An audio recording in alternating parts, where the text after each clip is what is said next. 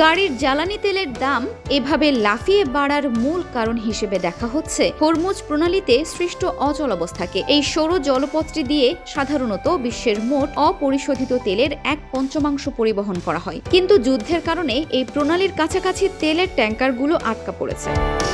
Iran তাদের উপকূলীয় এই জলপথটি কার্যত বন্ধ করে দেওয়ায় গত 2 মাস ধরে অপরিশোধিত তেলের দাম ক্রমাগত বাড়ছে, যা গ্যাসোলিন তৈরির প্রধান উপাদান। হরমুজ প্রণালী নিয়ে যুক্তরাষ্ট্র ও ইরানের মধ্যে শত্রুতা আরও গভীর হওয়ায় তেলের সরবরাহ ব্যাহত হয়। এর ফলে দাম কমার ধারা বদলে গিয়ে জ্বালানি তেলের দাম আবারও বাড়তে শুরু করেছে।